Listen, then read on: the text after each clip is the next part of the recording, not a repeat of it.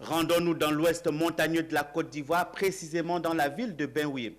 Bonne nouvelle, la commune a désormais sa feuille de route pour son développement. La restitution des travaux d'élaboration de ce plan stratégique et du schéma d'urbanisme directeur a donné lieu à un séminaire. Les détails avec Théodore Kanga. Faire de Benoué une ville attractive où il fait bon vivre. Un pôle agroéconomique. La vitrine touristique du Tonki à l'horizon 2037.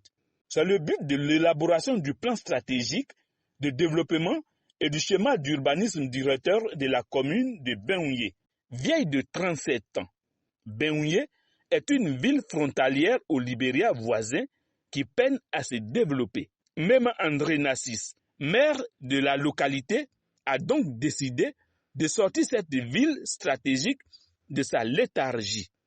Lorsque nous avons commencé à gérer cette commune, nous sommes aperçus qu'il y avait beaucoup de priorités. Et bien sûr, nous avons décidé d'attaquer certaines priorités. Et nous nous sommes rendus compte qu'il était important que pour mieux appréhender les questions de développement dans notre localité, que nous puissions nous doter d'un instrument qui manquait à la gestion. Autrement dit, la planification stratégique, qui devait nous permettre donc de mieux apprécier avec les populations, avec les experts, notamment du BNET, mieux apprécier les véritables enjeux de développement de notre commune.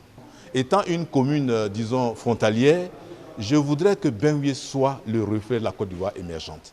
Pour que celui qui traverse la frontière, quand il arrive ici, qu'il se rende compte qu'il est en Côte d'Ivoire.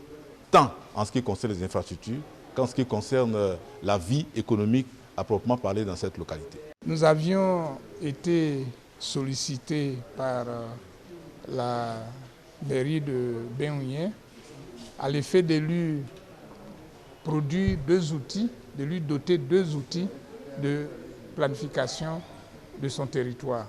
Il s'agit du plan stratégique de développement local et du plan d'urbanisme directeur. Et ces deux documents, qui sont des documents de référence et de planification du territoire communal, vont permettre à monsieur le maire de cette localité de ne plus naviguer à vue. Quand on parle de développement, on n'a pas de couleur. Le développement il est multicolore. Et lorsque monsieur le maire, mon jeune frère, m'a invité donc à ce séminaire, j'ai répondu présent. Ce séminaire a regroupé plus de 150 personnes, signe que les populations accordent une importance au développement de cette ville frontalière.